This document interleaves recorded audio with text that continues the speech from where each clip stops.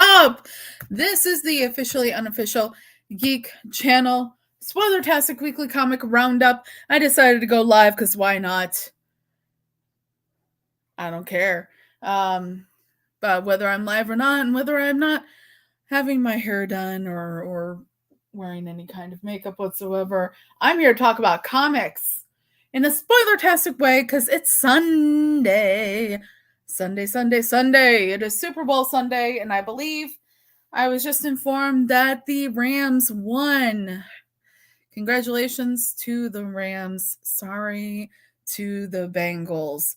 The Kitty Cats got beat by the Rams. The Rams got beat by the Rams. That's what happens. Sometimes kitty cats get beat by the Rams. Sad for the kitty cats because I like kitty cats. You know what else I like? Comics. Woo! Hey, Mary, what's up? Mary. She is here. You ready to hear about comics in a spoiler-tastic way? You have come to the right place. I am here, and I'm going to do this. So without further ado, let's get into this. This stack is entirely DC Comics this week. Some good, some bad, some in between. And as always, with my Spoilertastic weekly comic review, I start from basically the bottom and go to the top, basically. The comics I like the least, I talk about first, and we build up to the good stuff. So, the first one I'm going to talk about is this little ditty right here. Batgirls, number 3. Okay, so here's the thing. This has got some really awesome artwork in it. I love the style of artwork from Corona and Stern.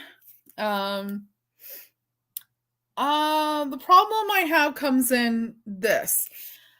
We seem to have this vibe going on with DC Comics lately where we are told that, let me just here. We're told we're getting something and then we get something different. I really started noticing it a lot with Fear State, to be real with y'all. And from what I could tell, what we were promised with Batgirls was, here's this story that's going to involve the 3 Batgirls. It's going to involve Barbara, Stephanie, and Cass. That's all good so far. That's happening. And they kind of sold this as one of those things that was going to primarily deal with the Batgirls trying to find, just this a little bit more, trying to find the Seer. The Seer is something that came up in Fear State, and it is basically the being that is responsible for creating the anti-Oracle, which basically destroyed, or they had, actually what happened is Barbara had to destroy her Oracle network because of the anti-Oracle kind of hijacking it, hacking it. But the Seer is one of those entities from Fear State, ended up getting away, which is very bad because she's still terrorizing the Batgirls, particularly Barbara Gordon. Now, this thing was getting billed as the Batgirls were going to continue the story of going after the Seer. And yes, the Seer does end up getting involved in the series. The problem is we got a little bit of a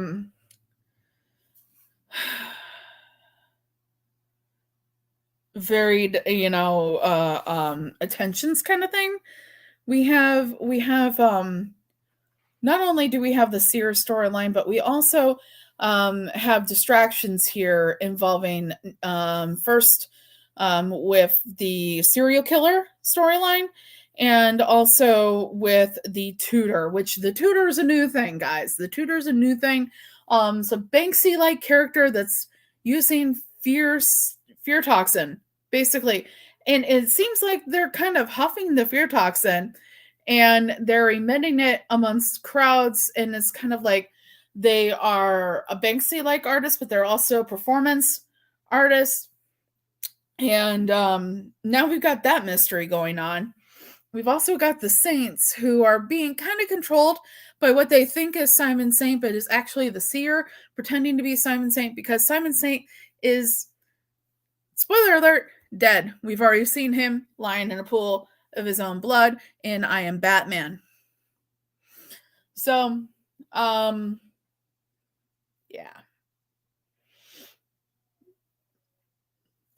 I think I'm going to be dropping Batgirls. Pretty sure about this. It was discussed earlier today. This art is not really, the story is not matching up with the art, and that's a shame. I really enjoy the art style quite a bit, but I if we had gotten exactly what was promised in Fear State with the Scarecrow and everything like that, and it wasn't so mumbo jumbled and everything like that, I probably would have taken what's happening in this a lot better than I am. Right now, as far as I'm concerned, you could have taken the Batgirls, not created a whole new Batman comic. And guys, let me tell you something. I love Batman. I love Batman comics. I read a lot of them. I buy a lot of them. But the problem here is we lost Wonder Girl and we got this. I have a problem with that. I don't know if anybody else has a problem with it, but I do, because we literally could have taken this storyline and it literally could have been presented in Batman Detective Comics while Batman was out of town, instead of this, the Arkham Tower story. Coincidentally, next on my list to talk about. Last week, because this has been weekly right now for this event, I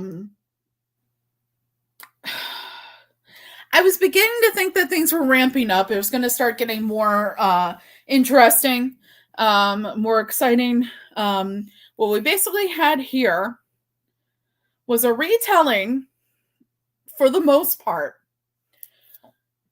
of events that happened last week.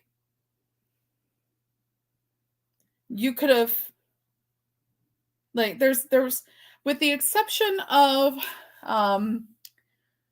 getting to see kind of a little bit of the aftermath involving Chase Meridian and all that, and you're getting to see it from a little bit more in the beginning from the viewpoint of Dr. Chase Meridian. With the exception of that, it's basically what we got last week.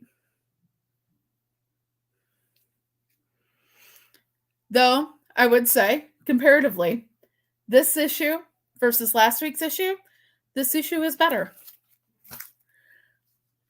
I will say that.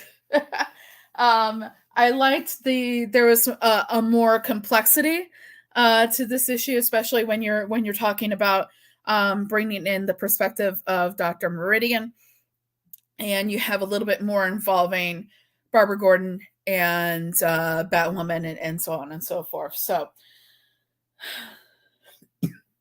Batgirls probably getting eliminated from my pull list, because it probably could have been handled here instead of this business. And if DC was wanting to include Batwoman and otherwise any other the other characters like Huntress, Batwoman, all that, they could have included them in a story involving the Batgirls trying to find Seer, and it could have worked. But that's what we got. That's what it is, and that's why they are in the positions that they are this week. The next one we're going to talk about is another comic that is probably on my chopping block, and this pains me to say. But here's the thing.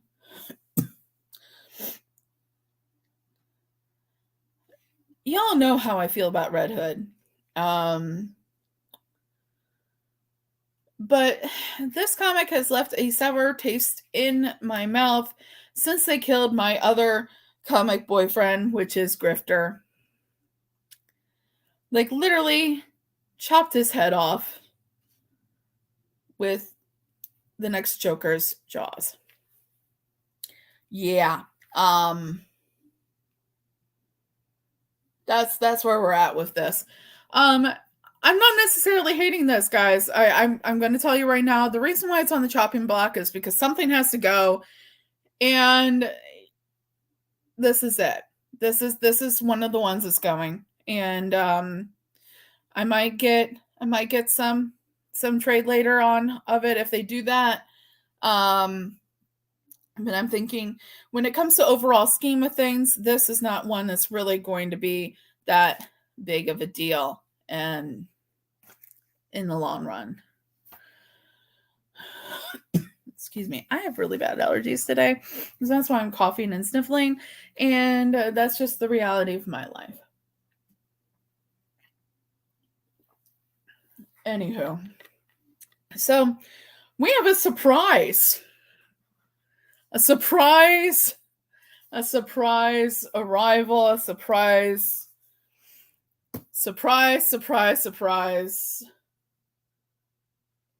The Joker. Yep, guys, I stopped reading this. But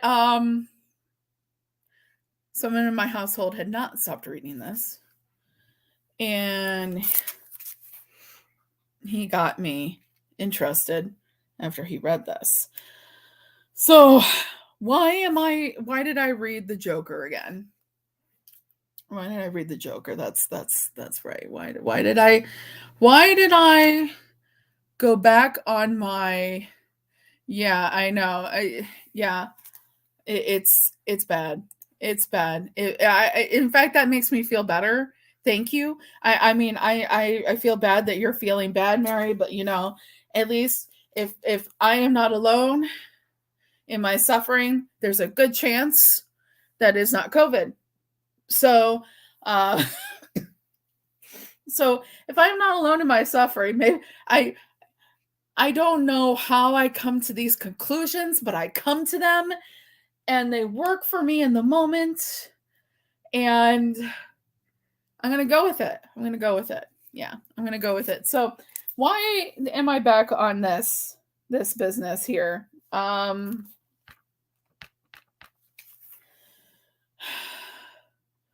Mostly because I have to see if they completely screw up something that I loved. I'm gonna be real with y'all. So Jim is still alive. Look at you, Jim. You're lasting. Good for you. And he is still doing his thing. Unfortunately, it seems that the Joker has been taken hostage. And now Jim is going to go look for the Joker. Not that he hasn't been looking for the Joker this whole time. He has, with the exception of all the side things, side issues, flashback issues, and all that jazz that I probably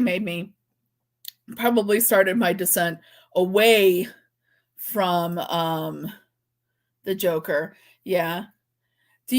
Okay, so it's okay. It's okay. We're going to get one soon.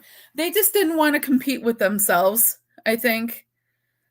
They didn't want to compete with themselves because they released the TV spot for Moon Knight.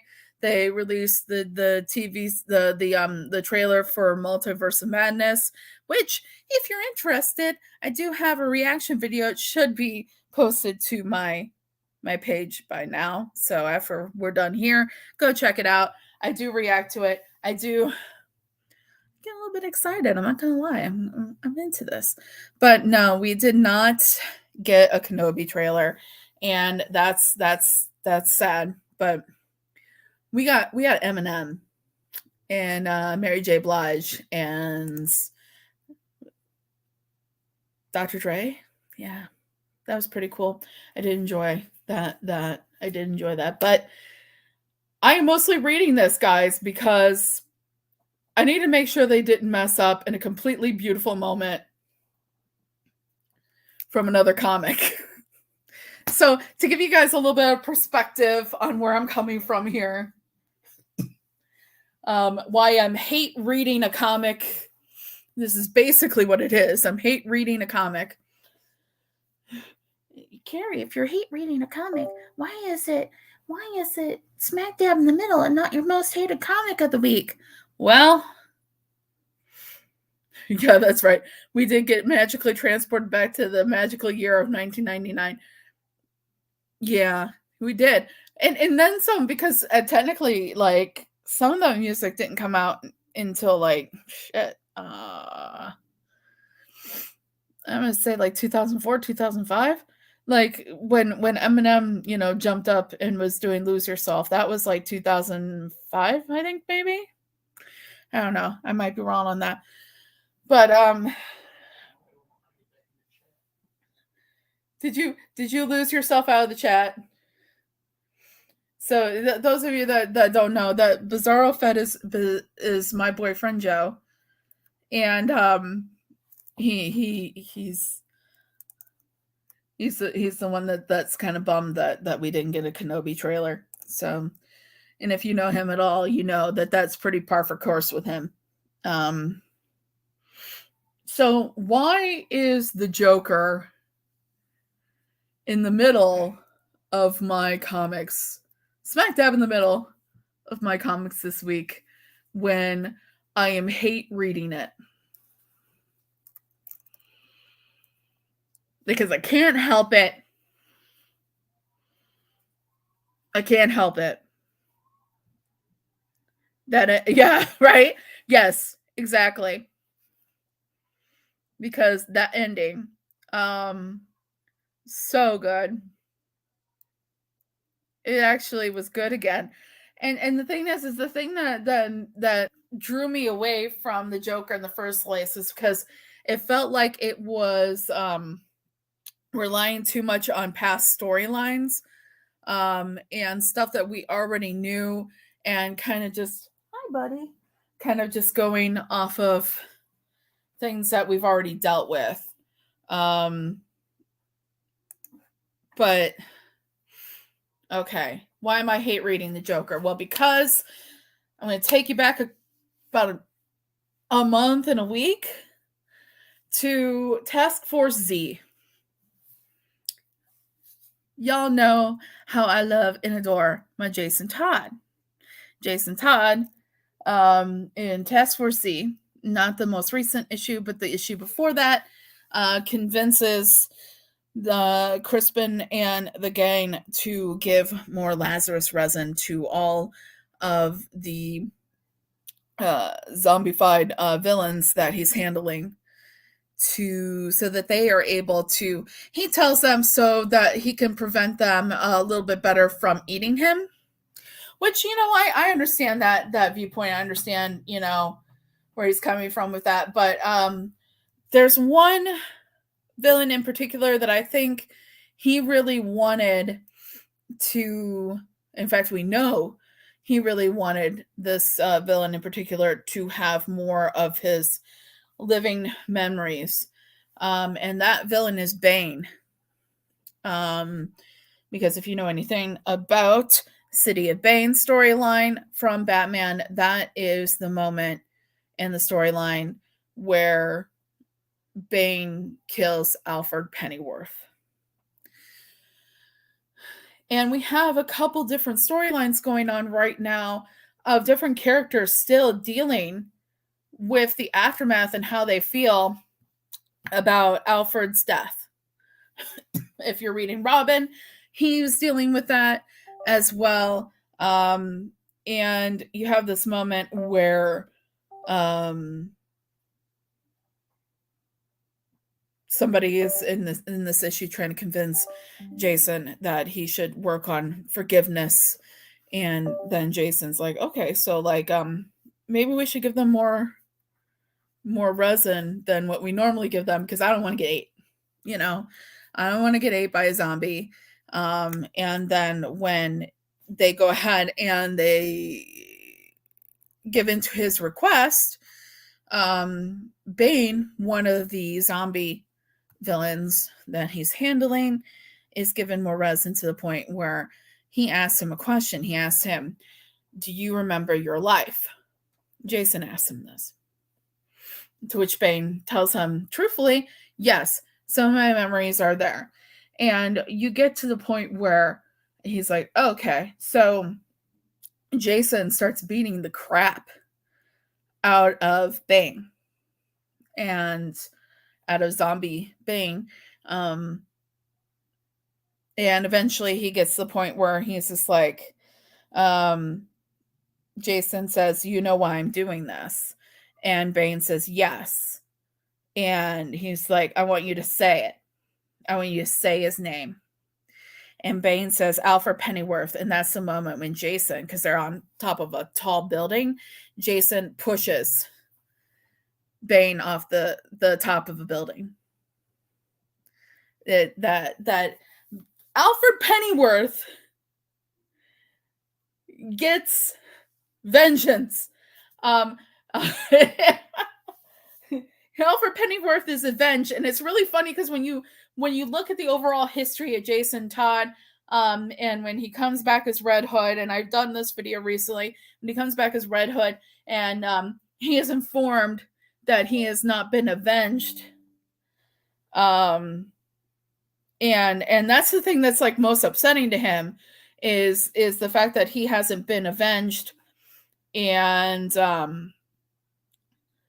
forgives Batman. He says he forgives Batman for a lot of things, but the fact that he wasn't avenged was one of the things that he had a problem with at the time. And it's this moment where Alfred's avenged.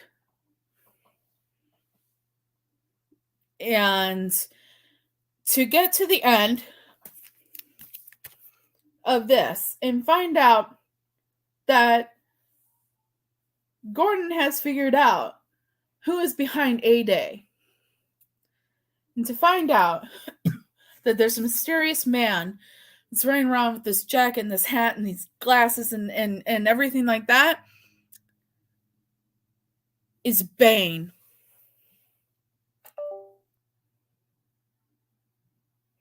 Y'all better fix this, DC. Fix it. Fix it. Because here's the thing. You cannot give the people Alfred being avenged by Jason Todd and then take it away from us. So here's the thing. I've already discussed this. I discussed this in my household. I discussed this with Joe. And Joe brought up an excellent point that what if the Bane that was in Arkham that killed Alfred Pennyworth was one of these clones? And I hope that's what they go with. Because right now I am potentially very upset. Alfred Pennyworth was avenged. It felt good to me. And then they have quite possibly taken it away. So I'm hate reading the Joker. That's my story. That's what's going on. I'm hate reading the Joker, which we're gonna move on now because I can't talk about that anymore. I'm hate reading the Joker. Fix it. I'm gonna hashtag and tag DC Comics. So if they see this, I'm gonna say, fix it. Alfred was avenged. Okay, so next we're in the last two comics of the week. This is I Am Batman, number 6. I Am Batman. Yes, indeed, you are. Yes, you are. We have Ridley, Lashley, Ken Lashley is bomb. Awesome. Ridley is just writing the crap out of this. And Batman, Jace Fox is in New York. So here's the thing. What I really loved about this, right, is we have Jace Fox's Batman is going to New York mostly because he wants to travel with his mom and his sisters, because his sister, who just woke up out of the coma, is now in need of physical therapy, and they've decided to go to New York to do this. So he's with them to help out. And he's also still doing the Batman thing, but he's doing it in New York. And what I loved kind of about him being in New York is the mayor's reaction to it. He's just like, you know what?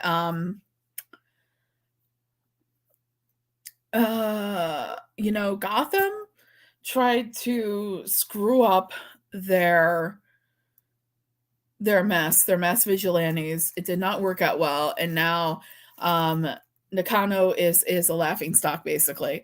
So what we're going to do is we're going to extend that olive branch to Batman, to Jace Fox's Batman, and get him to work with us. Now, what's really funny about this is it's basically one of those things where it's like, keep your friends close, but your enemies closer kind of thing. And they're not really sure if they want to treat Batman as an enemy or as a friend. So they go, and if you remember correctly, if you've been reading this, one of the cops had been transferred from Gotham to New York, and she is one of these ones that is not too hot on mass vigilantes, particularly Batman, and so she is not into this, especially because she has been asked to be the head of the task force that's going to be working with Batman.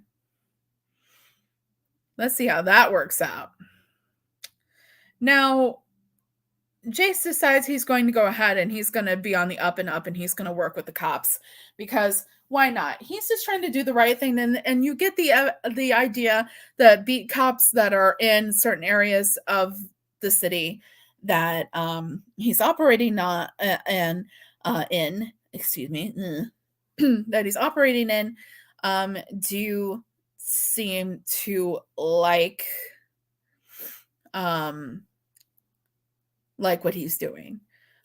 He's there helping them where they are overextended, and you get the idea that some of the beat cops kind of like Jace. They like Batman, is that Batman's there, and because Jace Fox from the beginning has been one of these things that he's like, we're going to be visible and we're really going to help actual people. And he's still keeping with that. And that's what's really cool about this. And what's not cool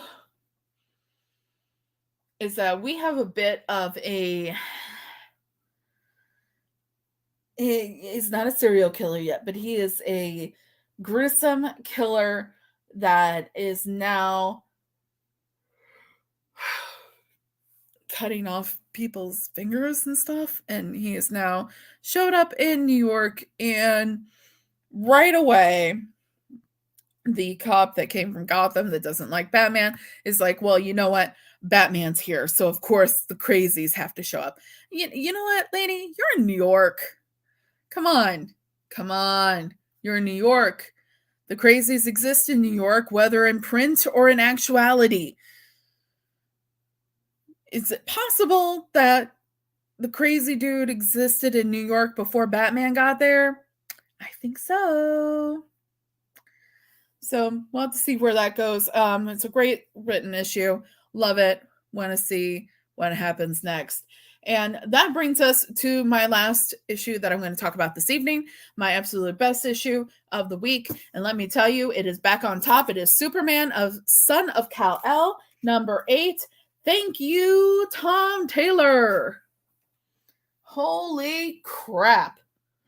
This was amazing. And I don't even know really how to compute exactly how amazing this thing was. Oh my God, it was so great. And it gave me everything I was asking for last month. It gave it to me. It gave it back to me full force. It's there. It's in there. It's like Prego. Woohoo! It's in there like Prego, guys. It's in there like spaghetti sauce. And it's beautiful while doing it. It's lovely. I love it. So you've got continuation of the story from last month.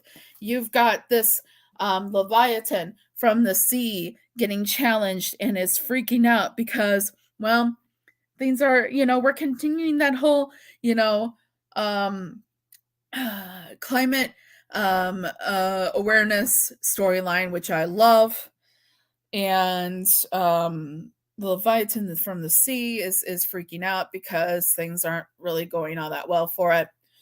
And while John is trying to be understanding and trying to be like, okay, let's calm down the Leviathan. And then you've got Aqualad coming to help, which is pretty cool. But then you got President Bendix with his posthumans group, the Rising. Now, the Rising shows up because they think that they're going to be doing their thing. And what you eventually find out is, one, when they do their thing, it's usually going to piss off a Leviathan from the sea. Let's just think about that for a second. You have this big beast, and it pisses off the beast. So you got that going on, right? And yeah, so they attack it. The Rising, President Bendix's Rising attacks the Leviathan, and the Leviathan gets pissed off naturally because it's getting, attacked by some puny human-like figures. And he's like, it's like the Leviathan, if it could speak out loud, the Leviathan would be like, looking at John Kent and like Aqualad and be like, you dudes are cool, but these guys had to show up and mess with everything and make things not cool, because the Leviathan rears up, drops down, and causes almost it doesn't almost cause a tsunamis. The tsunami happens, but the tsunami is thwarted from reaching the shores of Metropolis and a Mondo horrible way by Superman, John.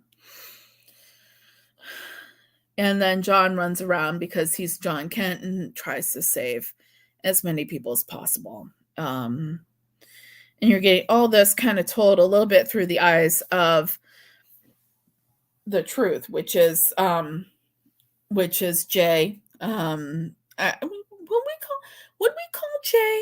Would we call Jay Superman's boyfriend yet, or are they just kind of like still feeling each other out? No,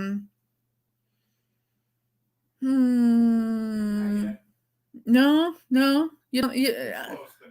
Yeah, it's close. I agree, it's close. That was. I don't know if y'all heard this, but that was my boyfriend from the other room. He's commentary. Yeah. No, they are not officially boyfriend and boyfriend yet. It could be happening soon. It looks lovely. It looks like it's going that way. Good luck to you, kids. God, I'm so happy that happened. I'm so happy we got more of that in this issue, because I thought that a little of that was missing, and I was worried that we were going to lose some of that. Yeah, but anyways, so John basically is like, I don't even know anymore, dude, and decides that he is going to work with Jay and his group in trying to make things better, which is cool. And they share a moment, and it was very sweet. and I enjoyed, the entire issue. It was great. I'm hoping for those kids. I'm hoping they work it out. I'm hoping they do their thing and work it out.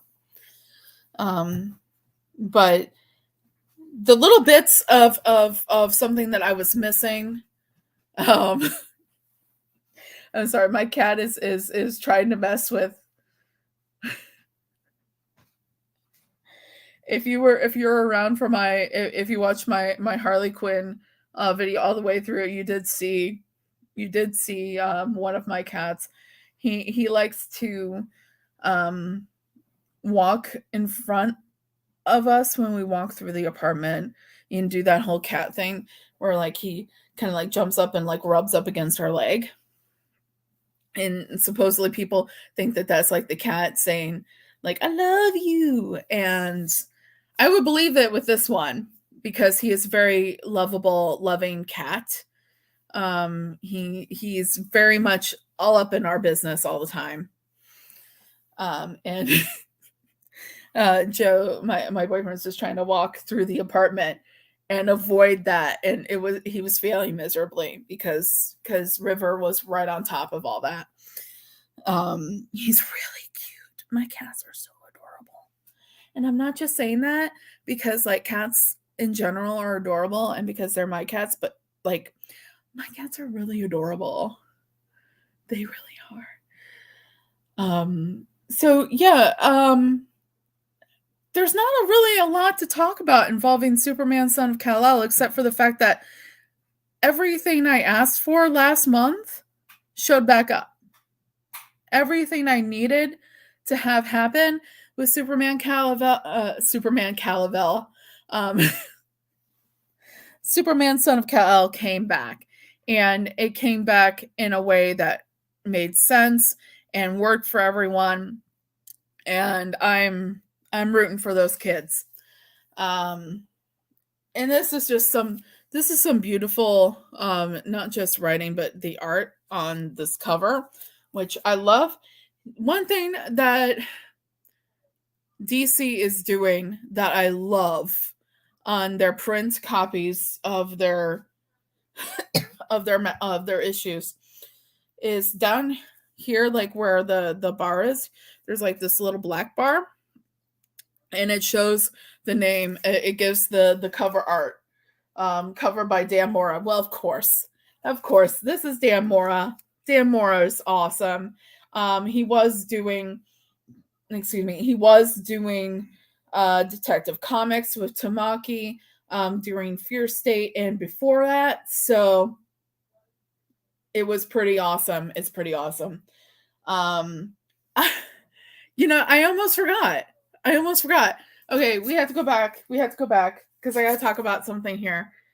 What's really funny is when you have a favorite artist or one of your favorite artists, when there's a style that gets associated with that artist to the point where you don't even have to see the title panel of a story because there's a secondary story in here.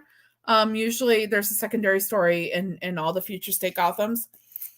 And it's usually just kind of a random like one-off type of thing, nothing really having to do directly with the Future State Gotham story. Just kind of a little like one shot like type of thing, and